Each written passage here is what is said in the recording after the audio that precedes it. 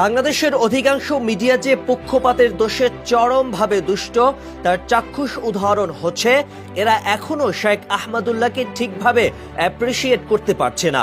এবারের বন্যায় আসুন্নাহ ফাউন্ডেশনের মাধ্যমে তিনি যে মহা কর্মযজ্ঞ পালন করে যাচ্ছেন তার ছিটে ফোটাও দেশের মেইন স্ট্রিম মিডিয়াগুলোতে নেই।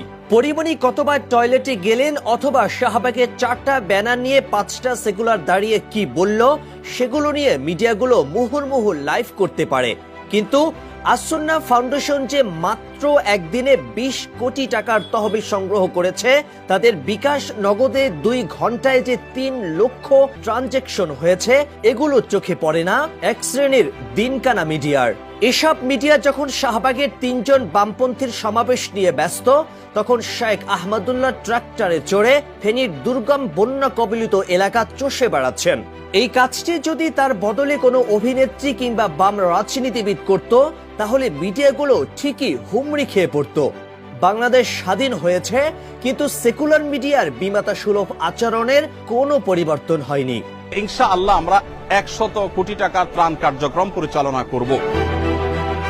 মেইনস্ট্রিম মিডিয়ার একচোখা নীতির বড় উদাহরণ হচ্ছে গতকাল প্রকাশিত দৈনিক প্রথম আলো।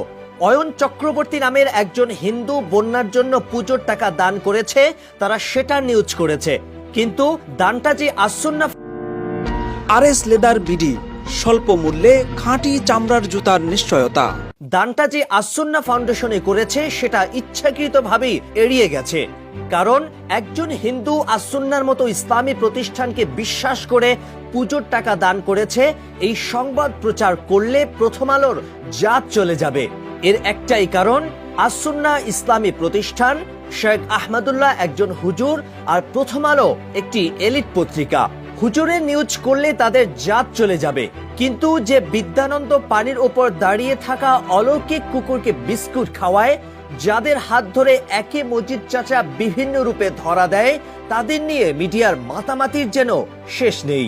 আপনারা জানেন আসুন্নাহ ফাউন্ডেশন কাজ করার সময় ফান্ডের চিন্তা আমরা করি না, আল্লাহর উপর তাওয়াক্কুল করে আমরা কাজ শুরু করে দেই। তবে এখানে লক্ষণীয় বিষয় হচ্ছে কোন মিডিয়া কি করলো না করলো শেখ আহমদুল্লাহদের সেগুলো দেখার সময় নেই। তারা লাখ লাখ মানুষের কোটি কোটি টাকা ত্রাণ নিয়ে চষে বেড়াচ্ছেন ফেনী, নোয়াখালী, কুমিল্লার বিস্তীর্ণ এলাকা। এছাড়া শেখ আহমদুল্লাহ অথবা আসুন্নাহর ফেসবুক এবং ইউটিউবে এত ভিউ হয় মূলধারার অনেক মিডিয়া যার ধারে কাছেও যেতে পারে না। সবচেয়ে বড় কথা হচ্ছে মানুষ এখন সামাজিক মাধ্যম থেকেই সঠিক সংবাদ জেনে নেয়। এক্ষেত্রে জাতীয় চ্যানেলগুলো মানুষের কাছে একেবারেই গুরুত্বহীন হয়ে পড়েছে। সিলেটের বন্যায় আসুন্নাহর কন্ট্রিবিউশন ছিল 17 কোটি টাকারও বেশি। গাছ রোপণ করেছেন কয়েক লক্ষ। বৈষম্য বিরোধী আন্দোলনের চিকিৎসা বাবদ বরাদ্দ করেছেন 10 কোটি টাকা। এছাড়া করোনা মহামারী, রোহিঙ্গা শরণার্থী, স্কিল ডেভেলপমেন্ট, স্বাবলম্বী প্রকল্পে পুরুষদের রিক্সা, গরু ছাগল দেয়া, মহিলাদের সেলাই মেশিন দিয়ে সেলাইয়ে প্রশিক্ষণ দেয়া, এভাবে হিসেব করলে আসুন্নাহর কাজের পরিধি সুবিশাল, সুবিস্তৃত এবং সুপরিকল্পিত আকারে লক্ষ্য করা যায়। 1,60,000 পরিবারের জন্য পরিপূর্ণ খাবারের আয়োজন আমরা করছি। চলমান বন্যার প্রথম 2 দিনে তাদের পরিকল্পনা ও মহাযজ্ঞ থেকে আভাস পাওয়া যাচ্ছে এবার আসুন্নাহ ত্রাণ কার্যক্রম অতীতের সমস্ত রেকর্ড ছাড়িয়ে যাবে। এরকম একটি বিশ্বস্ত সুপরিকল্পিত প্রতিষ্ঠান মহান আল্লাহর পক্ষ থেকে এই দেশবাসীর উপর বিশাল রহমত, যারা ইতোমধ্যে মানুষের হৃদয়ের মণিকোঠায় পৌঁছে গেছে। কাজে মিডিয়া নিউজ করলো কি করলো না, তাতে আসুন্নাহ বা শেখ আহমদুল্লাহদের কিচ্ছু যায় আসে না।